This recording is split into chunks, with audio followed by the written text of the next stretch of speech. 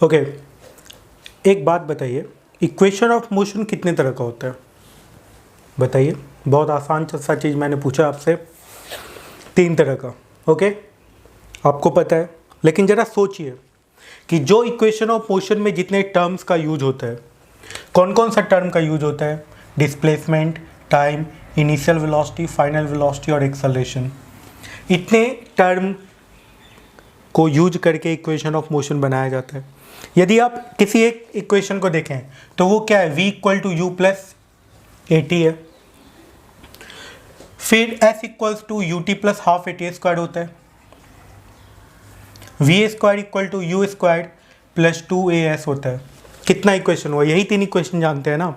लेकिन जरा सोचिए, ये 5 टर्म की मदद से 4 टर्म का यदि इक्वेशन बनाया जाएगा, देखिए इन सब में 4 टर्म है, V U A T 4, S U A T 4, भी यू ए एस 4, सब में 4 टर्म है। तो 4 टर्म का यूज करके, यदि 5 टर्म में से 4 टर्म का यूज करके इक्वेशन बनाया जाएगा तो कितना इक्वेशन बनेगा? तो नंबर ऑफ इक्वेशन जो बनेगा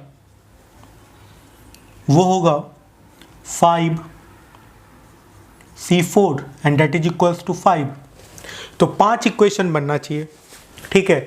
वैसे भी आप समझ सकते हैं कि इस इक्वेशन में कौन नहीं है? s नहीं है। इस इक्वेशन में कौन नहीं है? v नहीं है। इस इक्वेशन में कौन नहीं है? t नहीं है। ओके, तो एक ऐसा इक्वेशन होगा जिसमें u नहीं होगा, एक ऐसा इक्वेशन होगा जिसमें a नहीं होगा। लेकिन ऐसा इक्वेशन के बारे में हम लोगों को जनरली बुक्स में नहीं मिलता है। तो मैं आपको बताने जा रहा हूँ 4th और 5th इक्वेशन। ध्यान से समझिएगा, यदि आप इस इक्वेशन में s equals to U T plus half A T square में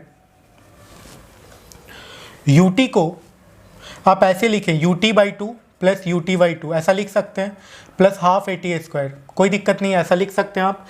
यू टी बाई 2 और यहाँ से t बाई 2 को कॉमन कर लेते हैं तो ये हो जाएगा u प्लस ए टी, और u प्लस ए टी को क्या कहा जाएगा? v, ठीक है। तो यहाँ पे आ गया t बाई 2 को कॉमन कर लिया हमने, v प्लस यू आ गया, ये आ गया डिस्प्लेसमेंट का इक्वेशन।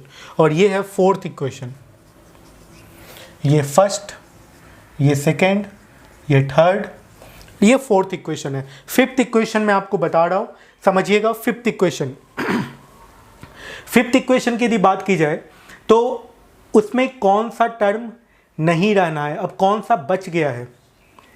सोचिए, सब में u है, जितने भी इक्वेशन आप देख रहे हैं 1 2 3 4 सब में u है। तो एक ऐसा इक्वेशन बनेगा जिसमें u नहीं रहेगा। तो आप समझिए कि u को हम लोग लिख देते हैं v माइनस ए टी।